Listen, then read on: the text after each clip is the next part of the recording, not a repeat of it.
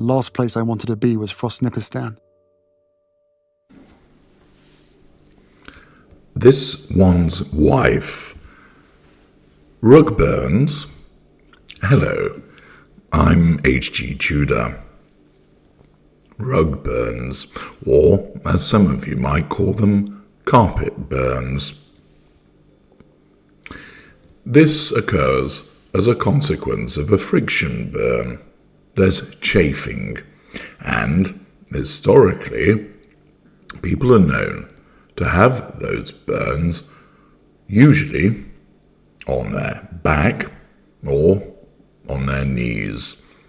It's invariably associated with engaging in some form of sexual activity.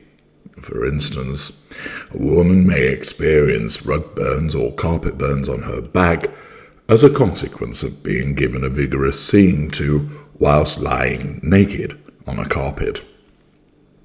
In other instances, rug burns can be found upon the knees as a consequence of either being down on all fours whilst being vigorously attended to, or down on one's knees whilst giving somebody else an attending to.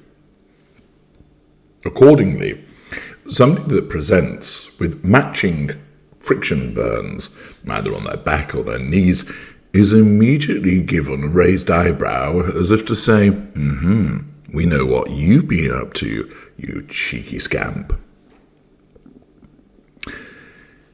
This one's wife, as I have explained on many occasions previously, is a somatic narcissist. For her, sexual activity forms one of the major manipulations that her narcissism utilizes to enable her to achieve the prime aims. She's hypersexualized, meaning she wants a lot of sex. Those victims that meet a hypersexualized narcissist often are blown away by the amount of sex that they have with this person, the quality of the sexual interaction, and the willingness of the individual to do all sorts. As Harry once memorably remarked, she lets you do anything. Somatic narcissists in particular generally have a lot of sex. This means that the extensive practice that they engage in tends to, but not always, but tends to turn them into an experienced practitioner, able to deliver a very satisfying sexual experience for the victim. The lack of boundary recognition of the narcissist and the necessity of seeking the prime aims through sex results in a can-do approach. Thus, many somatic narcissists are indeed up for anything, or will encourage the victim to push the parameters of their sexual experience, resulting in a mesmeric sexual experience. This is one way that certain victims are very much ensnared. Given a tsunami of pounding the punani pavement, playing hide the sausage, making the beast with two backs, discussing Ugandan affairs, often blows that individual away. They can't believe their luck. This person wants it anytime, any place, anywhere. They're always up for it.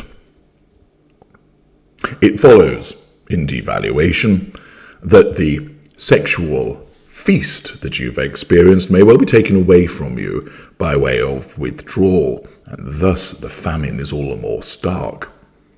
But for this one's wife, we know, by virtue of the things that Harry has said, the way that she behaves, and the fact that she's a narcissist, that she has utilized sexual activity as a means for getting people under control, from drawing fuel from them by way of their reaction of, ooh, ah, give it to me, baby. And it will enable access to character traits and residual benefits.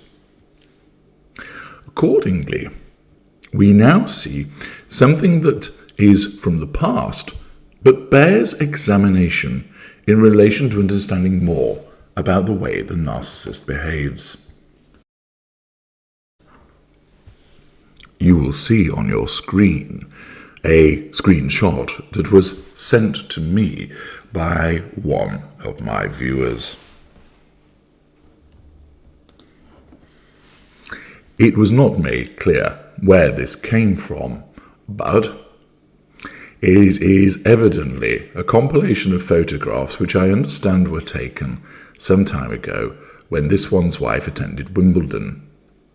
It can be seen that in the pictures that she is sporting what look like either identical bruises just below her kneecaps or friction burns, and that in one picture, as the commentary suggests, she's seeking to hide them.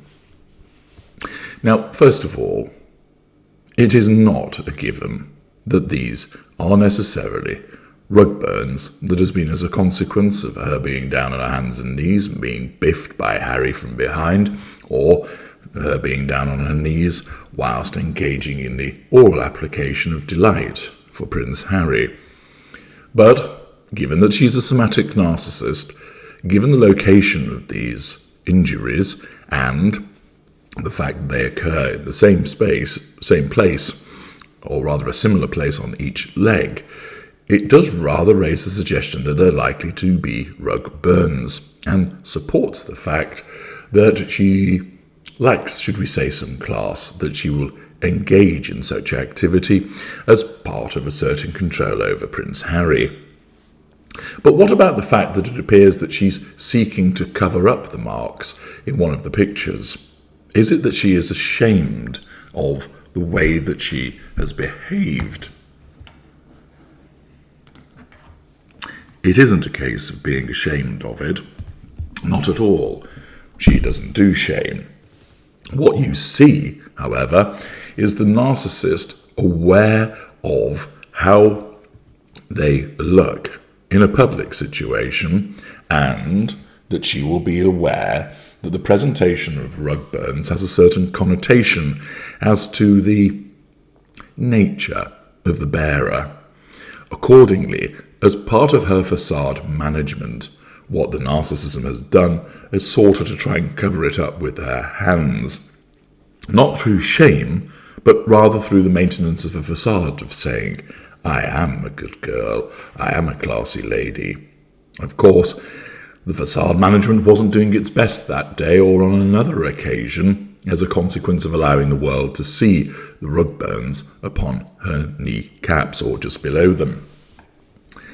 This is indicative of the confirmation of the sexual activity of a narcissist, in this case this one's wife, and also how the facade recognises that presenting with such rug burns shows a particular picture in relation to what and who she is, and therefore the facade needs to cover them up, because that is at odds with the public image that the facade wants to perpetuate with regard to this one's wife. All told, it kind of sums her up, somewhat tacky, and is no surprise to actually see that she would be seen out in public sporting what look like rug or carpet burns, telling the world what she's been up to.